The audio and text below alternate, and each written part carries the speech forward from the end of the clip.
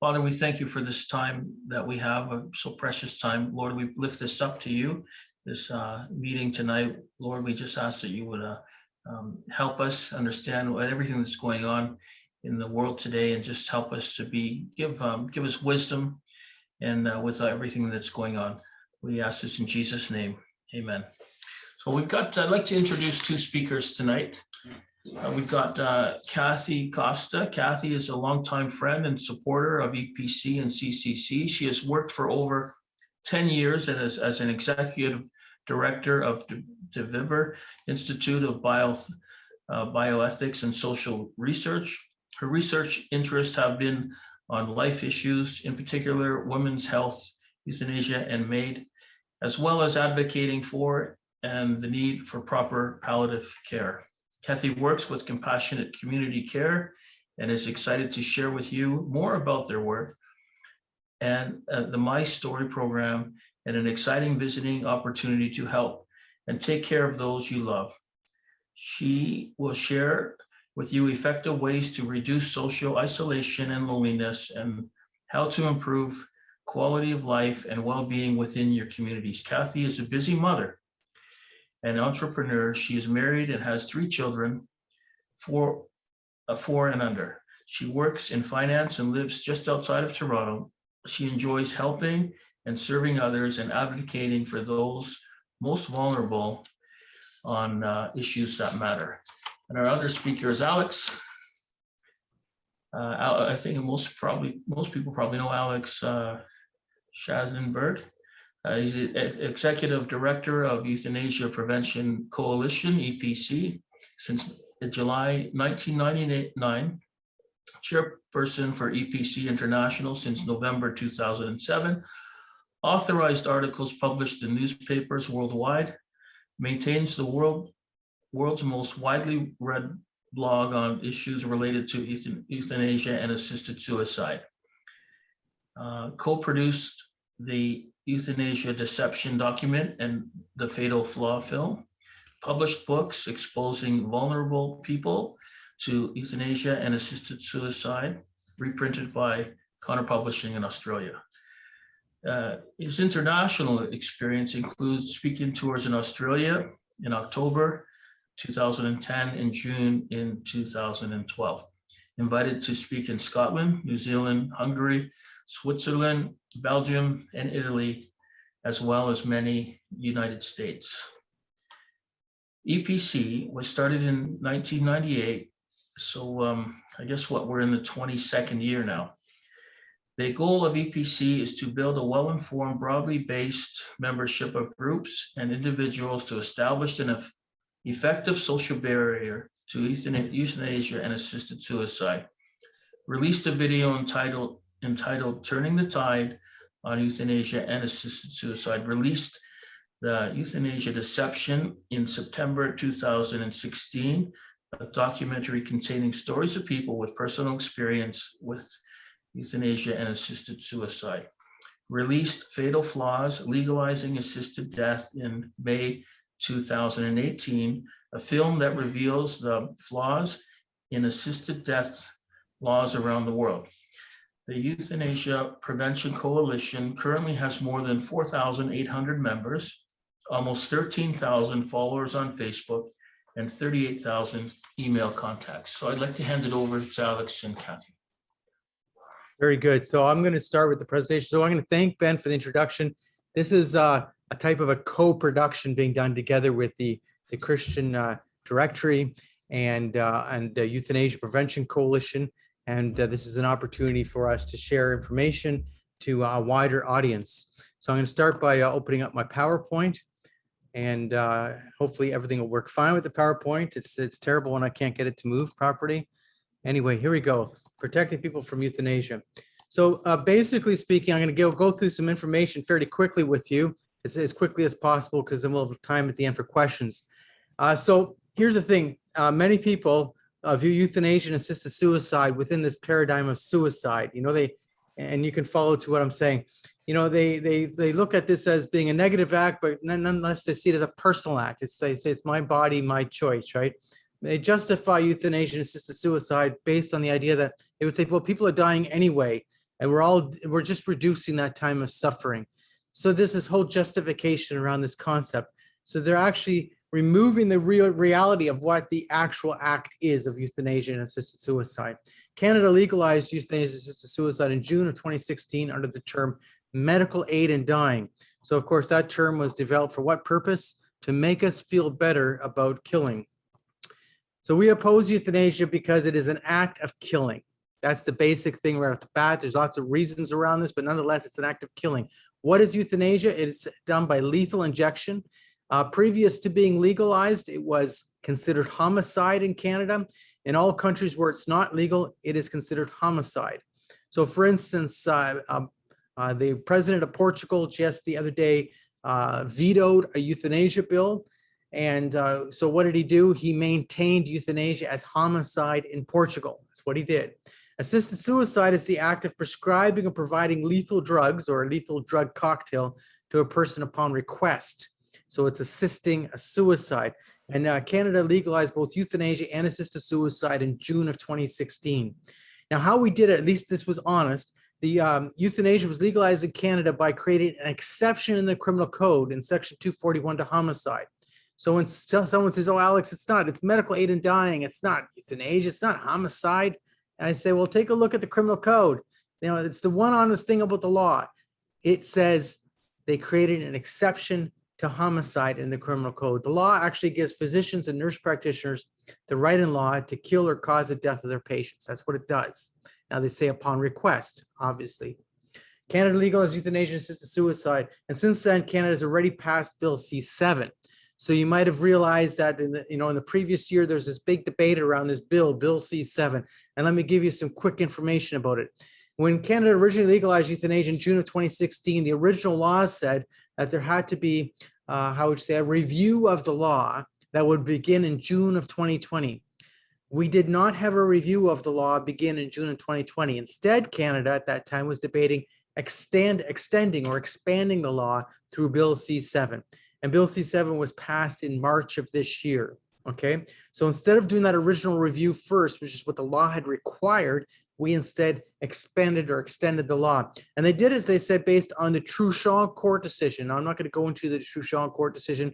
All I can say is that the law went much further. The Truchon court decision said that you don't have to be terminally ill to die by euthanasia. That's all it said. So the one section of the law, which I'm gonna go through in a second with you, required that your natural death had to be reasonably foreseeable. All Truchon did, the court decision by a Quebec lower court even, it wasn't even the appeals court, it wasn't even the Supreme Court of Canada, it said that that part of the law was unconstitutional. That's all Truchon did. Everything else was the decision of the government to expand the law. So Bill C-7 removed the requirement in law that a person's natural death be reasonably foreseeable to qualify for an assisted death. So that's what Truchon required. The bill did do that, but it went much further than that, okay? Bill C-7 permitted a doctor or nurse practitioner to legalize, to inject someone who is unable to consent at the time of death. So previously, the law had said that you must be capable of consenting at the time of death. Bill C-7 changed that, and it said that if you've been approved for euthanasia, but then between the time of approval and your time of death, you became incapable of consenting, they could go ahead and do the euthanasia. Now, this is important because it breaks the barrier. It says now you can kill someone who can't consent. And the Supreme Court of Canada, in its decision, Supreme Court decision, I know I'm just going over some information that seems irrelevant, but nonetheless, the Supreme Court decision said originally, you must be capable of consenting. Bill C-7 created a two-track law. So by taking out of the law that you have to be terminally ill, the government decided to put in what they call a true two-track law. They said that if you are terminally ill, or you're deemed to be terminally ill, and how they define that again is your natural death has to be reasonably foreseeable. Now, it's a very difficult term, this natural death must be reasonably foreseeable, because in my belief on things as a human being, all of our natural deaths are reasonably foreseeable. Nonetheless, if you're considered to be actually dying, there would be no waiting period. They eliminated the waiting period, so you could have a same-day death if you're considered to be terminally ill. But if you're not considered to be terminally ill, so let's say you have a chronic condition, you are whatever that might be. There could be multiplicity of chronic conditions that would be considered to qualify for this. Then you would have to have a 90-day waiting period. So you'd have to have 90 days waiting before you die. Bill C-7 legalized people for conditions of mental illness alone. And this was very interesting. The government at first said no to that. And then the Senate of Canada proposed that they have an amendment to the law that would allow for euthanasia for mental illness. The government then approved that, but said there'd be a 2-year waiting period for this because they said we don't have any protocols yet around euthanasia for mental illness alone. This is a serious concern anyway, because of the fact that the concept of being capable of consenting, the concept of, how would you say, knowingly requesting without duress and all these kind of things does not quite work for people with mental illness. Further concerns, Canada approved a euthanasia for people with mental illness. And I would say, here's the problem. We don't have protocols yet, but it's technically legal. And I've been saying to people, well, wait a second here. I know the government has struck a committee to examine the protocols around euthanasia, killing people with mental illness who've requested it. But technically it's legal. If you look at the law, it's technically legal. Therefore, what I'm assuming is that it could already be occurring, because if it's technically legal, why would it not occur? Now, what it means is that the current law requires a 90-day waiting period if you're not terminally ill. So I'm assuming that there might be some of these cases going on. Now, why am I also saying that? Well, previous to Bill C-7, there was a psychiatrist in British Columbia who had admitted to doing 2 euthanasia deaths of people for mental illness alone. He admitted that. His name was Doc. Wow, I'm not going to get into that, what his name was, but I could send you the articles if you ask. And the fact is that no one attempted to prosecute him when he admitted this. He went before the parliamentary committee saying, well, I've done 2. Well, if he had done 2, how many others were done when it was technically illegal at that point to do that? So what I'm saying here is the protocols, what makes also Canada different is the protocols in the Netherlands and Belgium that allow euthanasia for mental illness require a 1-year waiting period. And they also require that the person try all medical treatments. The Canadian law does not require you to try medical treatments. You can say no to all medical treatments and still qualify to die by lethal injection in Canada. So here's some of the bad news, more bad news. Health Canada report came out showing that in 2020, we had 7,595 reported assisted deaths. Now, almost all of those were euthanasia. Euthanasia is lethal injection, as I said earlier. Assisted suicide would be giving someone the lethal drugs and have them do it themselves. And I'll go into the data a little bit more in a second, but that doesn't really matter too much. There were 7,595 reported assisted deaths in 2020, which was up by 35% from 2019. There have been 5,631 in 2019. If you look at the data, we're probably already surpassed 30,000 in Canada since legalizing MAID. It's probably surpassed 30,000 if you look at the data, because we had 21,541 reported assisted deaths as of December 31st of 2020. And if you consider the last 10 months, it's very likely 30,000 or more at this moment. The data comes, now where does the data come from? The data from the reports comes from the physicians and nurse practitioners who submit the report to the government. The Canadian system does not require any third-party intervention or overseer of the law. So therefore, the doctor or nurse practitioner who approves your death, the doctor can be the same doctor or nurse practitioner who carries out the death, can be the same doctor or nurse, is required to be the same doctor or nurse practitioner who sends in the report. This is an important thing because you're talking about a self-reporting system around causing death. It's a very big concern to me that this is how our system works. And there's nothing to ensure the accuracy of the reports because, of course, you're talking about someone who did the act, who's sending in the report. Now, let me go one step further. When I'm driving down, I know not everybody here is from Ontario, but anyway, when I'm driving down the 401 and I happen to be speeding, am I going to contact the police to come pick me up for speeding? Probably not. So if a doctor has done something which seems gray area around euthanasia, and he's also the same doctor who's required to send in the report, are they going to self-report potential problems with the law? Probably not. Ontario represents 39% of Canada's population, and I have the data up until October 31st, 2021. So it's the data I'll be receiving on November data in about 2 weeks. According to reports from the Office of the Chief Coroner of Ontario, there were 9,192 reported assisted deaths since legalization, and 2,496 so far in the first 10 months of this year. Considering that there was 2,378 last year, we're at 2,496 this year already in the first 10 months. Of the 9,192 assisted deaths that are reported, now I use the word reported because we can't assume that all the deaths, the reports were sent in. We can't assume that. 9,190 were euthanasia, 2 were assisted suicide.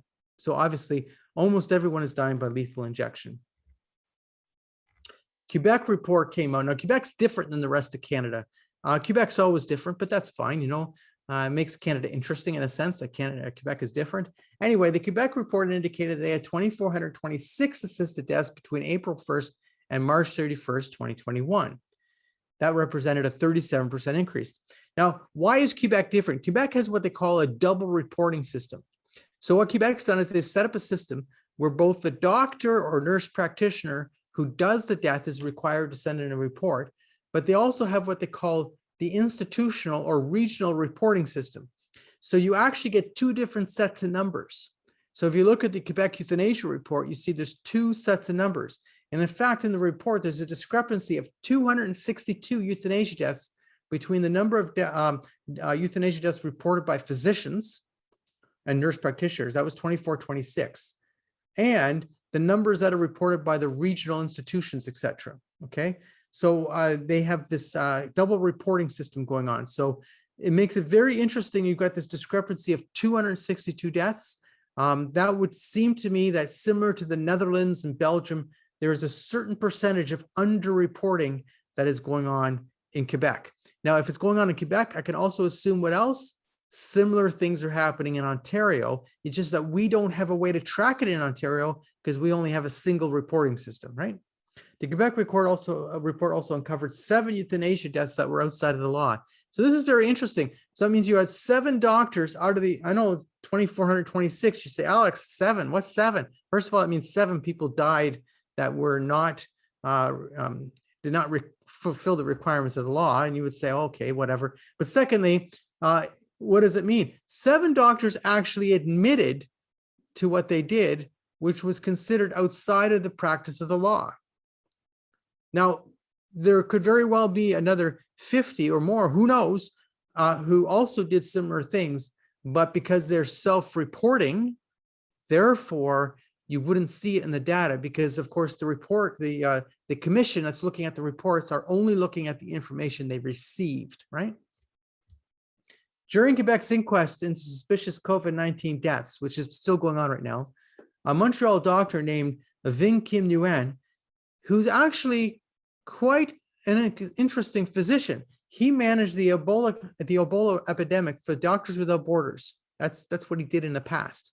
So he's no just normal everyday doctor. He's actually someone of significant interest here. He stated that some treatable COVID-19 patients died from euthanasia. Now, he was actually at, I believe, the Jewish hospital in Montreal. He stated that for patients stuck in the hospital, the only measures available were often end-of-life respiratory distress protocols or strong cocktails of drugs used to reduce suffering. He testified these protocols led to death and are in fact euthanasia. So he's saying that these patients were intentionally overdosed rather than treated. Now, he wasn't just talking about people who were nearing death. So I'm not suggesting that should be a moral difference between someone who's so near to death and we gave them this massive overdose. There is some moral questions, of course, about these issues then when you're looking at someone who's so near to death. But nonetheless, he was referring to people who were treatable, meaning there was no reason for these people to have died, in his opinion, and yet they died by euthanasia. This brings up great concerns. Why? Quebec is the only province in Canada that has done an inquest.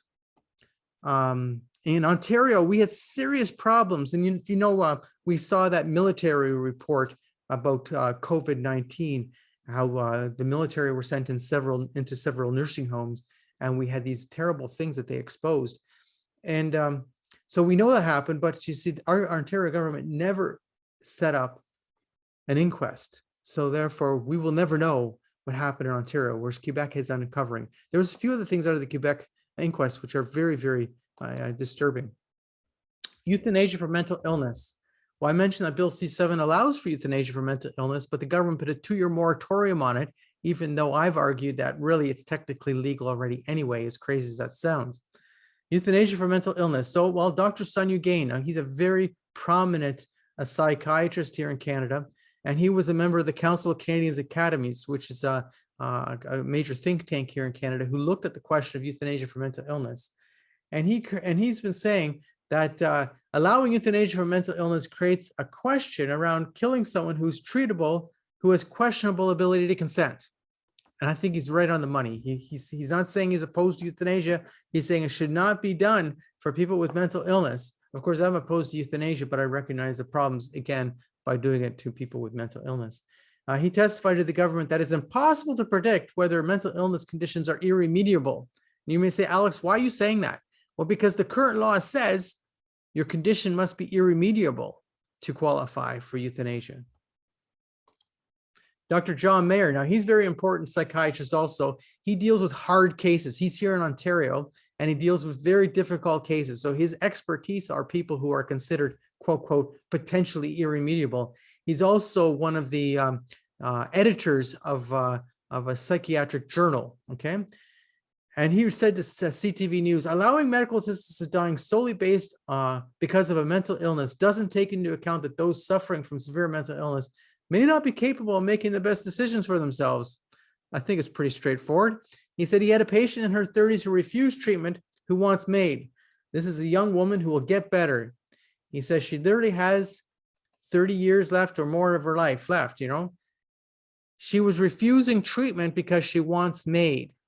That's what she was saying to him. I don't want any more treatment. I want MAID. I'm refusing treatment. I want MAID. The law would allow her, as it is states right now, to refuse treatment and die by euthanasia. And if you think the law is all clean, well, look at this. In August 2016, now that was only 2 months after legalizing euthanasia in Canada, Candace Lewis, who was 25 at the time, who was born with multiple disabilities, was pressured by a doctor to ask for an assisted death. Candace was very sick. She was receiving treatment, and she was in Newfoundland. She was born with multiple disabilities. The doctor asked her mother if she knew that assisted death was legalized, and her mother said no. The doctor said that he supported assisted death and wanted to help her. The doctor was told that they weren't interested in assisted death. The doctor told her mother that she was selfish. The doctor then challenged Candace by saying, do you know how sick you are? Now, the story of this is very interesting because what happened is that Sheila, Candace's mother, was so convinced that Candace was dying, because that's what she was told, Candace is dying, she decided to bring Candace home. Well, Candace actually, in this case, got better. Now, that doesn't always happen, but certainly in this case, that's exactly what happened. Candace actually got better. So she didn't die by euthanasia. They weren't interested, but they were being pressured. Roger Foley, now he's from London, Ontario, where I am right now. He who lives with cerebral ataxia launched a lawsuit in August 2018 when a hospital offered him euthanasia, but would not provide him with assisted living. So how the story actually goes is Foley, with cerebral ataxia, required 24-hour care. And this is a degenerative condition. And he had ended up in the hospital because he was accidentally poisoned by his caregivers providing him with food which was not edible. Okay, it was just simply was bad. For whatever reason, they fed it to him. He had another occasion when one of his caregivers accidentally left the gas on the stove and then left for the day.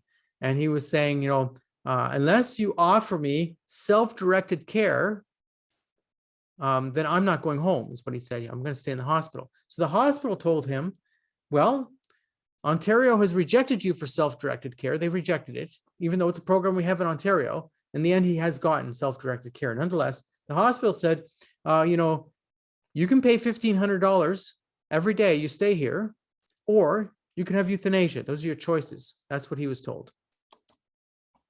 He's still alive today. He's a fighter. Recently, Joan Rowaway was threatened by the BC Health Authority representatives to have her mother taken away from her because the Rowaways opposed euthanasia. So they were caring for their mother at home. You can see in the picture here that I have that the family caring for their mother in the bed. Their mother was dying of cancer. Absolutely. They took her home to care for her. So what happened is the oncologist had claimed that Joan had asked for euthanasia when she was discussing treatment options. So how the story actually goes is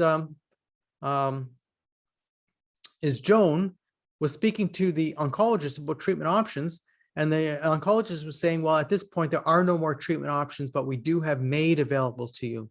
Medical assistance in dying. We have that available to you. And the doctor took that as a request for MAID.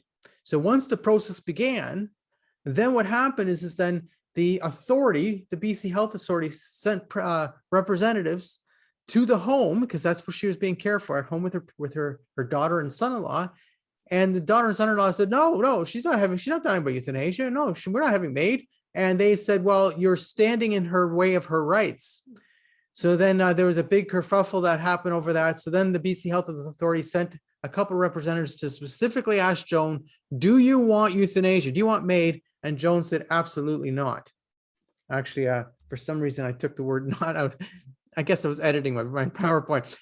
She said, absolutely not. But I mean, this is the kind of thing that goes on. They were actually getting ready to go to court to force the family to take Joan away from the family as they were caring for her, because they were refusing to allow for euthanasia. In August 2020, Isabel McKenzie, a British Columbia seniors advocate, reported that some nursing home residents had requested an assisted death based on social isolation related to the COVID pandemic. In November 2020, an Ontario long-term care resident named Nancy Russell, you see her picture at the bottom here, requested and died by euthanasia because she wanted to avoid another COVID-19 lockdown. Now, Russell was pro-euthanasia, very much pro-euthanasia, and the story that it was about this was actually promoting euthanasia, about her death. And she was referred to as a social and spry person who suffered during the first COVID lockdown, and she had other health-related problems, but she did not have a terminal condition. Now, what's the importance about this is previous to Bill C-7. So technically, she didn't qualify to die by euthanasia, but she died by euthanasia anyway. The BC government, what about conscience rights? The BC government defunded the Delta Hospice Society on February 24th, 2021, because the Delta Hospice Society refused to kill their patients. So the Delta Hospice Society had a 10-bed hospice. They had been in existence since the 1980s. The 10-bed hospice had been in existence for 10 years, or a little over 10 years at this point. And the BC government said, because you're unwilling to participate in euthanasia, therefore, we're going to remove all your funding.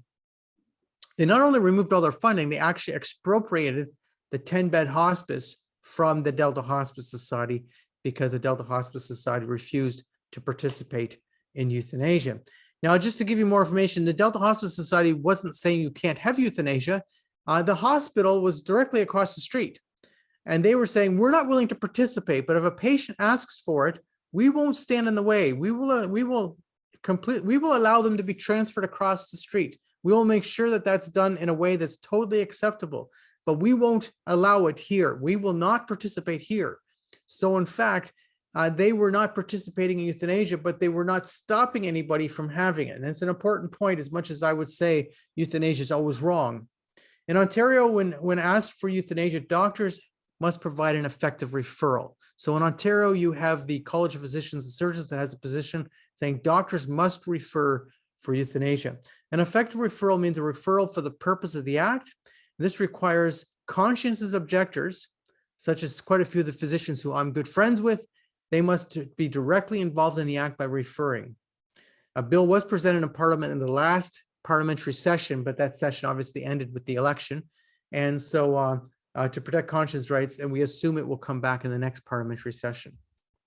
Dr. Joel Zivit told the Canada Senate Committee when they were talking about Bill C-7, that research shows that based on the drugs used for euthanasia, death by euthanasia and assisted suicide is actually death similar to drowning. Very interesting point. The reason is that we've always been told that what the euthanasia drugs do is they shut down your heart.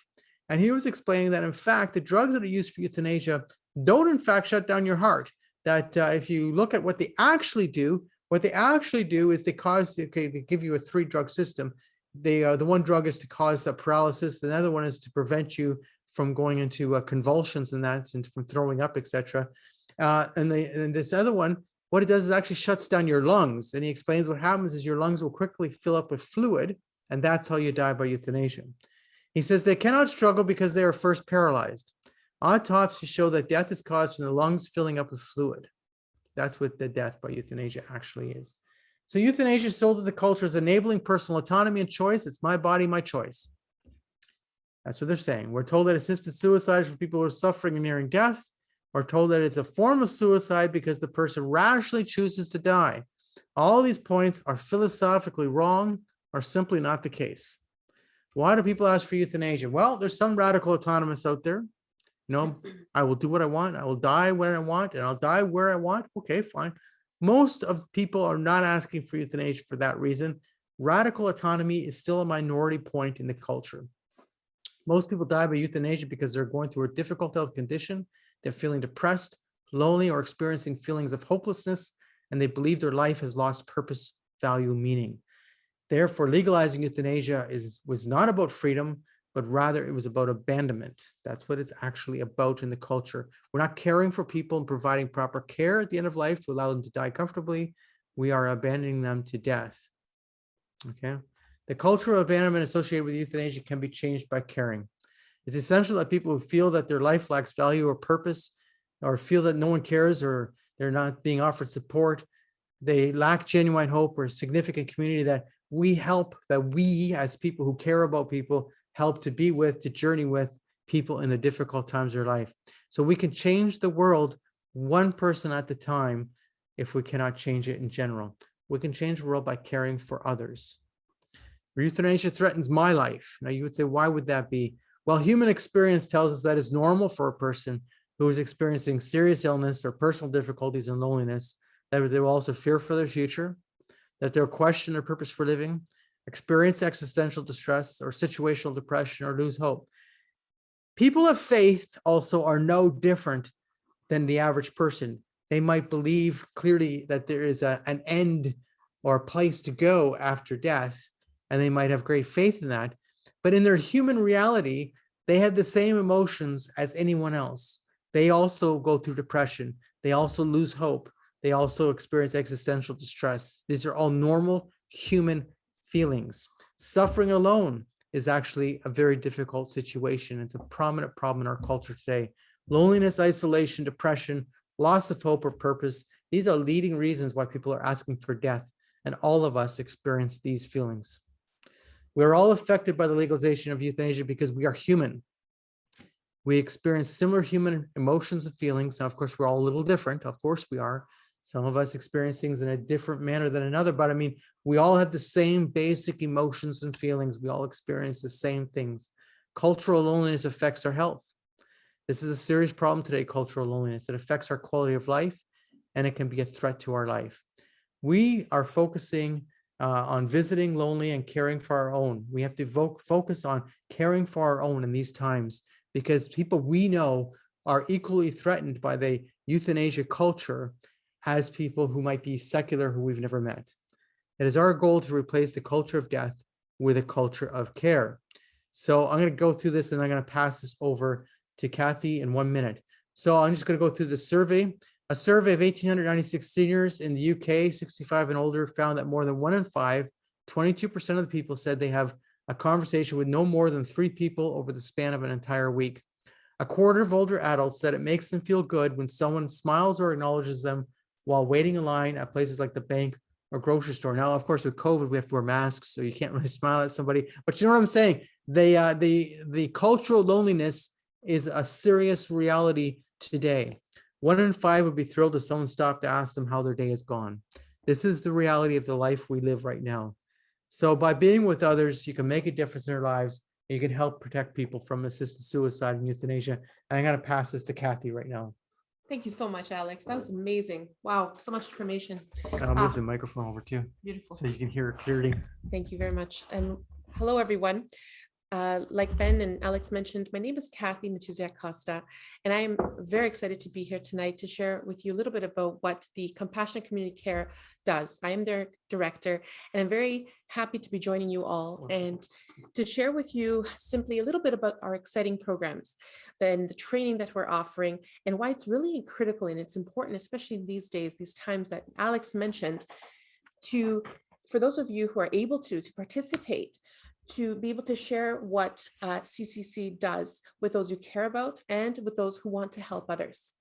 So the Compassionate Community Care is a registered charity comprised of health professionals and volunteers who provide support to vulnerable persons and their families during times of illness and crises. Sadly, we saw this during COVID.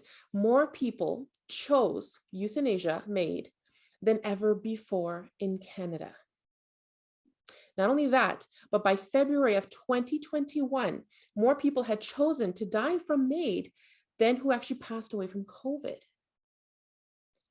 These are stark numbers. And one monumental factor for all of these statistics is the sheer isolation and withdrawal from human personal connection and contact that many have felt and continue to feel during this time. There is, however, a solution to this. And that is of human connection and personal contact. And that's why CCC is hosting free training via Zoom seminars to address this particular need. To teach, to train concerned citizens like you and I, how to be a part of the solution and to help with this epidemic of loss to not happen. Being With is a volunteer training program hosted by Compassionate Community Care, in which we will be highlighting the core issues. So one of the biggest issues facing some of our most vulnerable people today is isolation and loneliness, especially among the elderly.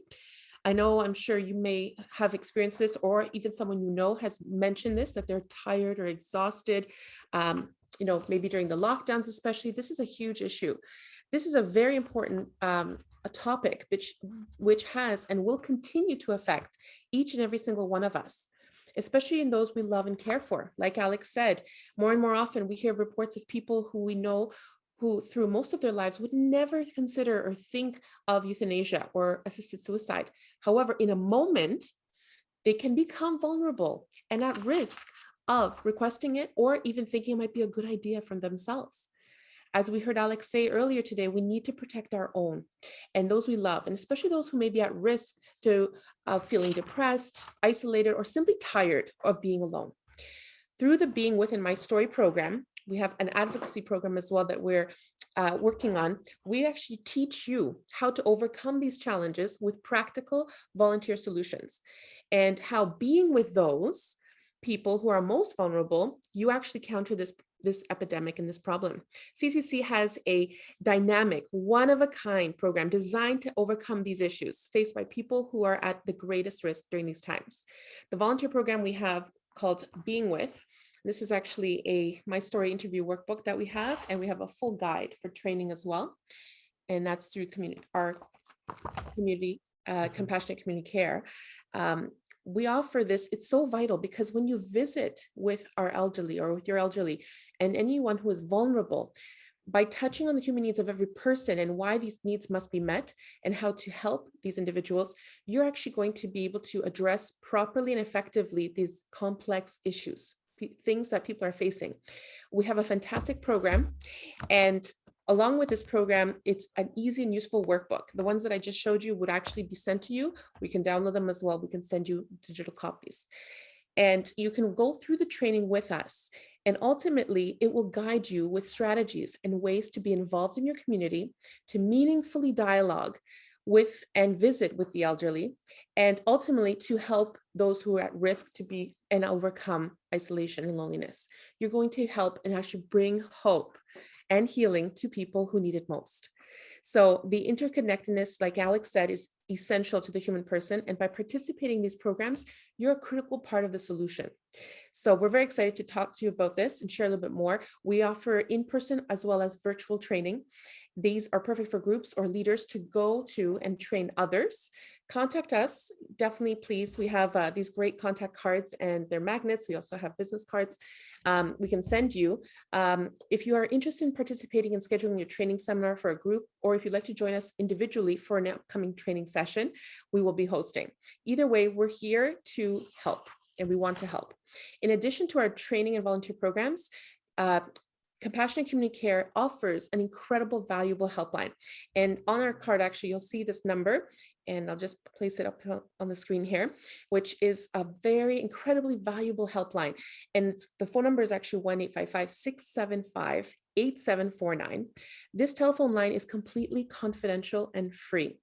And what do we do on this helpline? We provide help, advice, support through patient advocacy, conflict resolution, education on issues related to euthanasia and assisted suicide. So it is truly an incredible assistance and support for individuals who are in crises. Last, I just want to mention briefly that because of those who care and their generosity, we are able to offer this valuable service and assistance, education, resources. So thank you so much for those of you who would like to contribute to the work and ongoing efforts of CCC by donating. Tax receipts are provided for any donations. And whether you prefer to talk over the phone or connect with us through email, we're here to help. Okay, so definitely please do reach out. We can be reached at the office. It's an office line too at 519-439-6445 or by email to info@beingwith.org.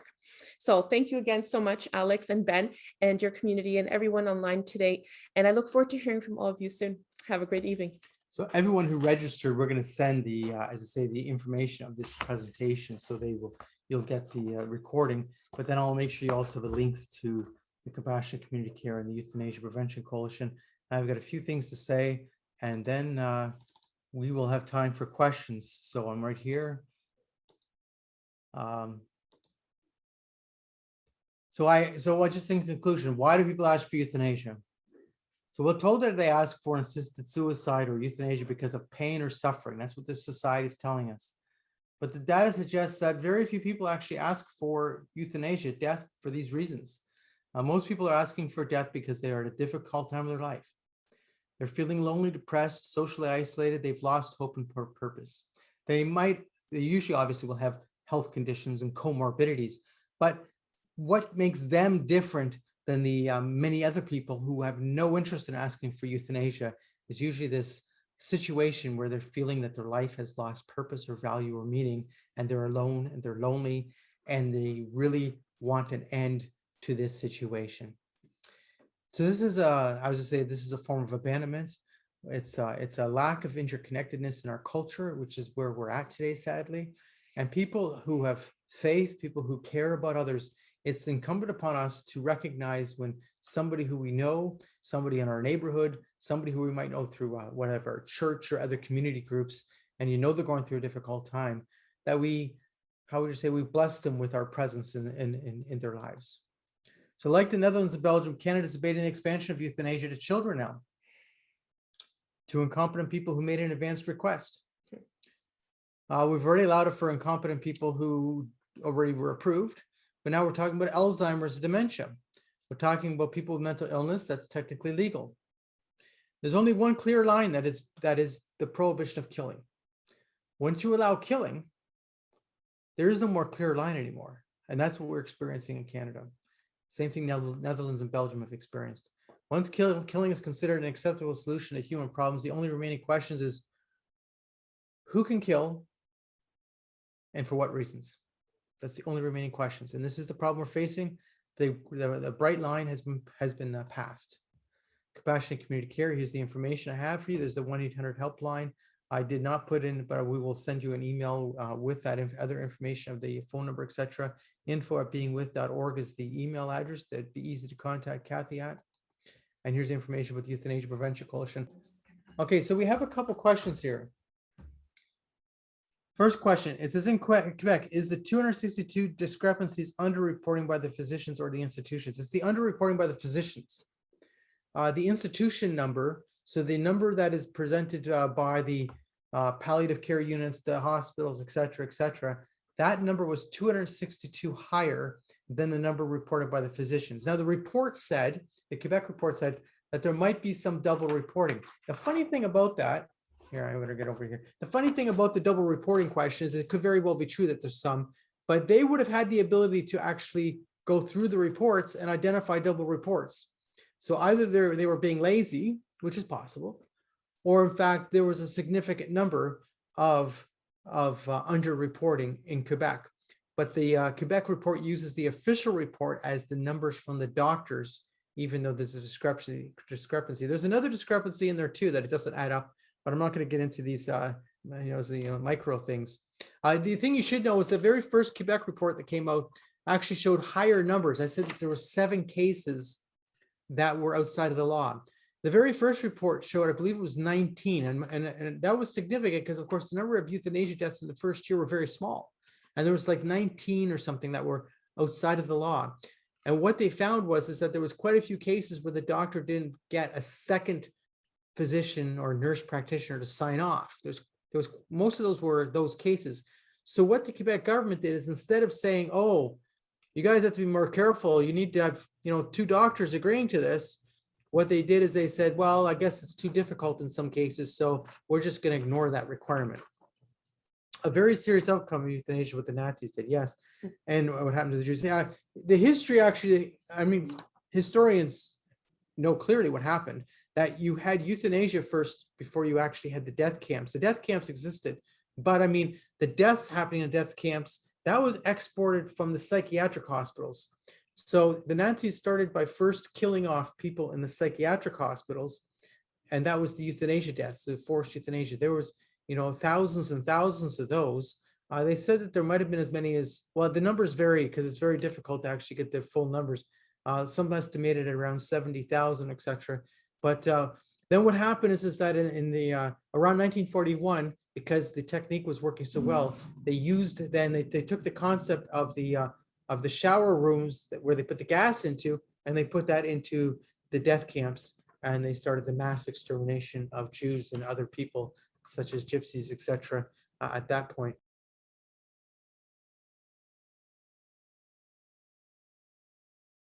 Made as a euphemism to make us feel better. So medical aid in dying, they came up with as a term because they didn't want to use the term euthanasia, and they didn't want to use the term assisted suicide. To give you more information, in the US, where assisted suicide is legal, they use the same term, aid in dying, medical aid in dying. So in fact, it's just a euphemism to make everybody feel better. Some people get upset and they say, stop talking about euthanasia, it's MAID. Excuse me, what is MAID? Tell me what's MAID. MAID is euthanasia and assisted suicide. And in Canada, it's almost exclusively euthanasia, yeah.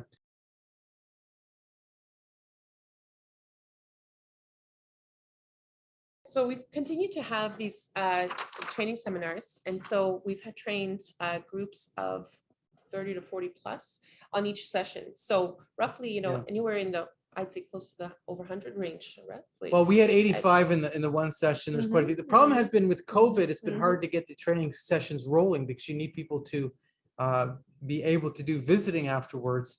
So we had 85 in the one. But we've had them all over the place. We had one that we did for Edmonton. There was one that was done for the London region. There was another one that was done in general. There was one done in the US for Salt Lake City, Utah. Funny enough, they heard about the program and wanted training. But the fact of it is that, the training is, we're willing to do the training anywhere at any time. And that's not a problem. When is the next training session? It hasn't been set right now. So that's a good question, Dan. We're planning, there'll be a plan to set one for the new year. And the training session works at basically we do about 2 hours and then take a break and then another 2 hours. So it depends on how the sessions have gone. The one session we did is 1 3-hour go through with a short break. It tends to work better if you go from 10 to noon and then give people a lunch break and then start again and go 12:30 to 2:30. We did the one where it was a Thursday night and then a Saturday morning. That went very well because then there's only shorter sessions, 2 shorter sessions together, but there's different ways to do it.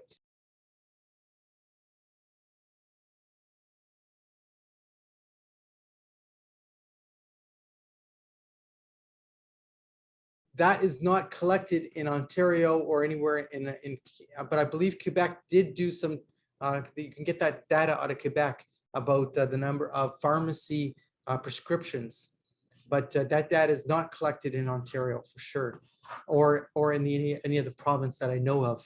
So now the interesting thing is in other countries where they showed the discrepancy. So you've heard that in other countries such as Belgium and the Netherlands, there was significant underreporting of euthanasia, and how they did that to find that data, because obviously underreporting, how are you going to find out they didn't report? Where are you going to find that? You know, you've got a dead person. How are you going to find out that they didn't report it? Okay, so how they did is they did what you call general death reports. So in the Netherlands, for instance, when they've done that every 5 years, the 2015 report, what they did is they sent out questionnaires to doctors. It was dealing with about 9,950 deaths or something. And then they had a questionnaire that they sent to the doctors to answer it. Now, these questionnaires are done through a university, and so they're like a blind study. So if the physician's admitting to doing something which would be considered unethical, well, of course, since it's a blind study, nobody would actually be capable of knowing that it was that physician who said this about that patient, right? That's how they do it, to keep the freedom so the person will admit. And then they get all the reports in, and then they analyze those reports. And from that reporting, so the blind study reporting, it's third party, done by university, etc., they're able to uncover the fact that in the Netherlands in 2015, 23% of the euthanasia deaths were never reported, because you can just look at the data. The data then shows you, because you're looking at all deaths, not just euthanasia deaths. We don't have something like that in Canada.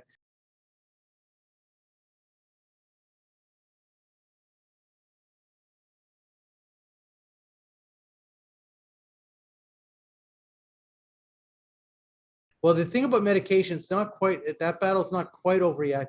But the problem is that you have a culture that wants things to seem nice.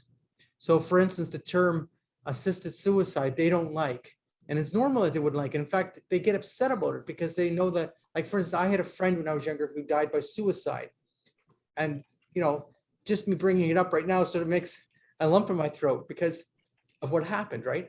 I'm a human being. I lost a friend to suicide. So the concept of suicide obviously is a very harsh thing for me or anyone to talk about, because we've had life experience. We're human beings, right? Well, so they don't want to talk about assisted suicide. They don't want you to call it that. They say, well, it's not that. Well, it is that. Euthanasia is homicide. Well, we don't want to use the term euthanasia. Well, why? Well, because that seems like it's not such a nice thing. Well, so we're going to call it medical aid in dying. It's a problem. The other thing, of course, the media wants to flow into that. There's a whole, in the media, you have what you call a word. You know, they all accept a certain word. I would say a dictionary of what they're going to use as words. And that's how you start losing the battle, when they've accepted there must be a change of wording.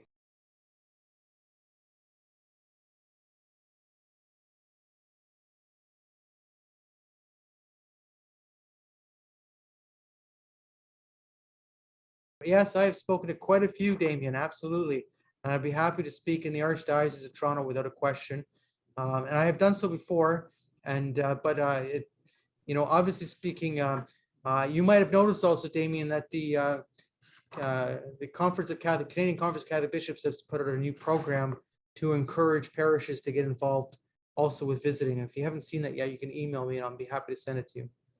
It's just another resource, obviously. Just one more question I had. I was listening to Bill Gates recently, and he was saying that society has some pretty big challenges ahead. You know, in a hospital, there may be someone who is going to be losing their life soon, and there's they said it takes about 7 or 8 people to monitor them with medication, and it's very expensive. And they have a choice to either maybe lay the 7 people off or keep this person alive. So I guess the challenge for us as a culture, we really need to think about volunteering. I think that's the only answer, is that we really need to spend more time volunteering to help, because we can't expect to be to have all this the way it's set up now. I think the volunteerism is the only way forward for us. Well, absolutely, Ben. The reality is that when I look at people like my mother, who's in her early 80s, Now, remember, we've had a difficulty in the last few years with being able to visit somebody because of COVID. And I'm not saying that that's not reasonable to try and protect people because you don't want to spread COVID. What I'm saying is, obviously speaking, people who are lonely and needing interconnection and needing community, it was harmful to them not being able to have people visit them. Obviously, that is a reality. But people like my mother have been doing this all their life. And that's the example to me. Like, she's someone who has always been doing this. And years ago, of course, nobody talked about training programs or anything like that. They would just say, so-and-so, so-and-so, she's in the hospital and it would be a good idea if you go visit her. And she would just, oh, well, yeah, that's a good idea. I'll go do that. But this is something that we need to recognize in the new sense of protecting our own, because euthanasia was never an issue before. I'll give you a quick example before we're done. It's 7:59. I got a call from a woman whose husband had been a pro-life leader in the 90s. And some of you might have seen me, I published the article about it. And she called me because her husband was asking for euthanasia for MAID. When he was in palliative care, he was dying, he had cancer. He was actually fairly near to death at this point. But anyway, what happened is that a nurse in the middle of the night was talking to him and he was agitated and all the rest of it. She was telling me, I should first say, she was telling me that at this point in her husband's life, he was not fully competent anymore. He was nearing death, but you could talk to him, but he had gone to a point where he wasn't fully competent at this point either. But nonetheless, he was convinced by this nurse in the middle of the night when he was agitated and the rest of it, that maybe MAID was the best idea for him. And this is something he would have never thought of, never asked for, never considered all his life. This just simply was not part of his belief system whatsoever. And here he's asking for MAID. And she was wondering, what can I do about it? And the point was, is the law gives you no rights. I said to her, you have no rights. You're married, you've been married to him all these years, but you have no rights according to the law. So you're going to have to talk to him. You're going to have to sit down with him. You're going to have to show him his life's important, and you're going to have to help him, because I said, what you and I want is a comfortable, caring, natural death. That's what we want. A good, as someone would say in the past, a good Christian death in a sense, right? And that's what we want. And that's exactly what she did. We discussed it for quite a while, because obviously, how do you speak to someone who's now got in their mindset they want MAID? And she did so, and he died a natural death. But these are the kind of things you get. And you would say, well, how could that happen? He was a man of faith too. Yes, he was a man of faith. How could that happen? Because he lost hope. And he's human. We keep forgetting how human we are. We like to think, and the problem with euthanasia, it doesn't work as humans. It doesn't work because we are emotional. We're psychological. Yes, we're spiritual, of course we are, but we're physical, psychological, emotional beings. And sometimes we get darkened by our reality. And many of us know someone who's gone through that. And you'd say, I'm so fortunate that I came out of that, they would say to you, because at that time I just wasn't thinking straight anymore. And yet now you have MAID that's available. And yet the person, yes, this person's terminally ill, so it wasn't any problem qualifying, is it? So anyway, these are the kind of things we're facing. How do we care for our own? We have to recognize the interconnectedness of the human person. We have to go back to what it means to be human, how we were created to be, and why we need to care for others. And what used to be what I would say was a normal part of a community, because of our modern nature and how we depend on everybody to do everything, and we're so connected by our computers and our televisions and whatever else, we sort of separated ourselves from each other in a sense. I'm not saying fully, obviously, but I'm saying there's a sense that we've lost, and we have to try and restore that if we want to protect each other. I just came across this thing recently. I'll just read its 4-line. It was written by Padre Pio, and he lived by 4 things, and I kind of adopted them in my life, and I found them to be very, very effective for me.